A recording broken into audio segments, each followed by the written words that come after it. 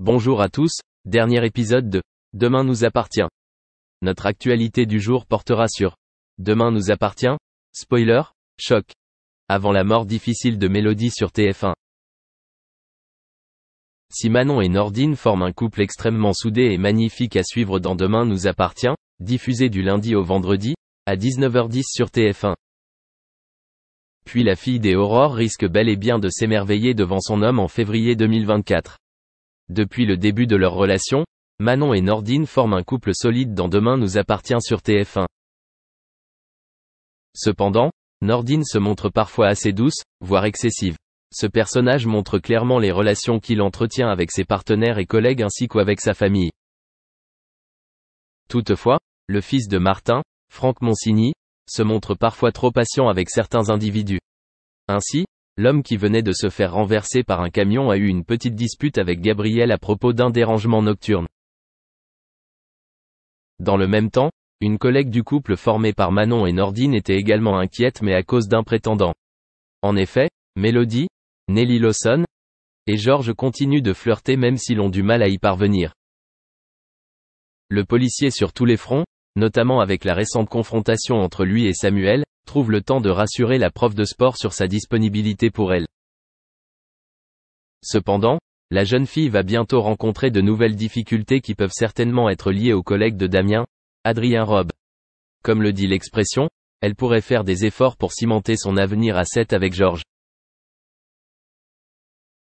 Face au ton inapproprié de Gabriel, Martin Mille, Nordine décide de lui infliger une amende de 68 €, ce qui rend particulièrement mécontente la compagne de Soraya. Cette parenthèse, dans laquelle Nordine montre qu'il sait ne pas parler trop doucement et s'affirme même si cela crée un petit combat de coq. En effet, l'ex de Nord réclame une indemnisation.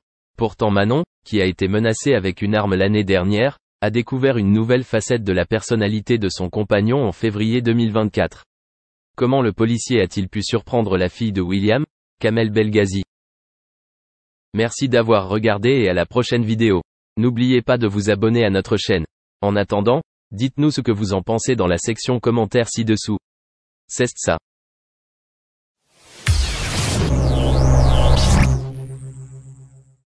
La ravissante Ingrid Chauvin, visage familier des séries de TF1, apparaît toujours heureuse. En effet, si vous connaissez bien son parcours professionnel, vous savez assurément que l'actrice française a en effet perdu son premier bébé quelques mois après sa naissance, suite à un problème cardiaque. Cette situation de stress et d'angoisse ressurgit malheureusement une seconde fois. Son neveu, Jonas, souffre lui aussi d'une condition médicale similaire et a dû se faire opérer. Ingrid Chauvin est l'un des visages les plus reconnaissables du paysage audiovisuel français.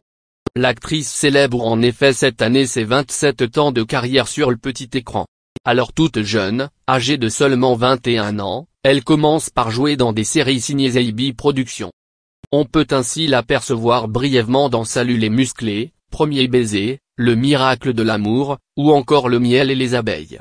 Ces noms de séries ne vous disent peut-être pas grand-chose, mais si vous avez grandi dans les années 1990, vous n'avez pas pu passer à côté.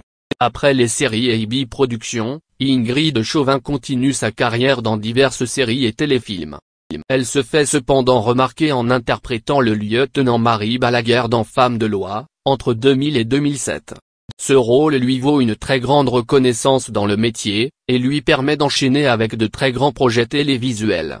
On a ainsi pu la voir dans des séries comme Méditerranée, Dolmen, Les Toqués, Camping Paradis, ou Meurtre au Mont Ventoux.